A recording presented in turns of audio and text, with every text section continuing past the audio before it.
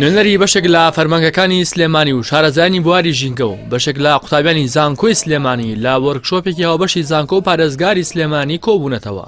بۆ گفتوگۆکردن لەسەر جێبەجێکردنی خاڵەکانی ڕێکەوتنی پاریس بۆ ڕێگری لە گەرمبوونی زەوی. وێرشۆپەکە هەموو ئامانجمان ئەوەیە کە بتوانین خاڵەکانی ڕێکەوتنامەی پاریسی 2015 جێبەجێ بکەین. ئێمە وەکو عێراق یەکێکی لەو وڵاتانەی کە لە بەیاننامەی پاریسی 2015مان ئیمزا کردەوە ئەویش ئەوە ئەڵێت ئەبێ هەر یەک لە لای خۆیەوە ئەو دۆمۆکسیدی کاربنی کە ئەیگەینە هەوا و ژینگە پیسەکەین کەمیکەینەوە. ئێمەش وەکو پرۆژە دامانە بە پارێزگا کاکە هیچ کە پارە داوای پارەتان لێ ناکەین بەس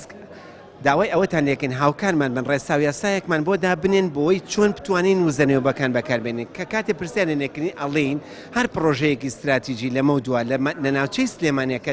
جێبەجێ بکرێ ئەبێ بەلایانی کەمۆلە سابیز بۆ سی وزەکەی لە وزەنێوبەکان و جێبەجێکرێ بەدەستخۆشیەوە پێشوازەیەکی گەرمە لێکردین. من پێم وایە ئەو گەرم و گوڕێی کاتوونەتە پێشەوە ئەگەر بەو شێوەیە بڕۆین تا 2025 بەشێکی زۆری ئەبێ بە وزەنێوبەکان. بەشداربووانی وەرکشۆپەکەش دەڵێن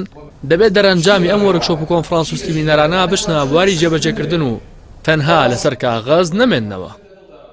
بەڕای منتر لە ئێستاوە پێویستە حکومەت بەجددی بیر لەوە بکاتەوە کە لە مناڵی باخچەکانەوە و لە یەک تاک بە تاکی کۆمەڵەوانەیە وشیاری و بڵێن ڕۆشنبیری دەربارەی ژینگە هەبێ و تر لە ئێستاوە بکەوێتە بواری جێبەجێکردنەوەی ئەو بابەتە. ژینگە و ژینگە پاراستن کارەکە لەسەر ژینگە بە کۆنفرانس و بە دوو دە و ئەوانە تەواو نابێ ئەبێ ئەو قسانە هەمووی بکێتە کارێکی عەمەلی و ئێمە بەڕاستی لە پارێزگای سلێمانی و ناوشار و دەوروبەریشدا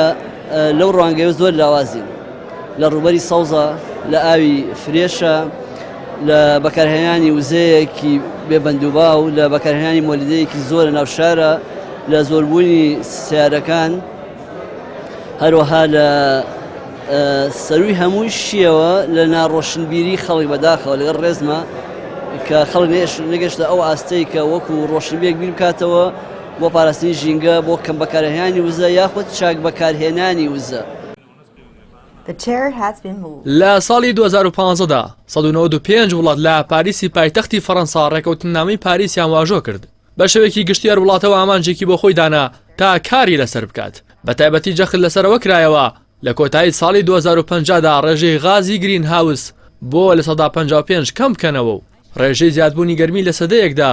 بۆ 1.5 پلەی سیلیزی دابەزێنن. عێراقی یەکێکە لەو وڵاتانەی کە ڕێکەوتنەکەی واژۆ کردووە. گەرچی کشانەوەی ویلایەتە یەکگرتووەکانی ئەمریکا لە ڕێکەوتنی پاریس بەهای ڕێکەوتنەکەی کەم کردەوە بەڵام زۆرینەی ڕەهای وڵاتان پابەندی خۆیان بە ڕێکەوتنی پاریسی 2015ەوە دووپات کردەوە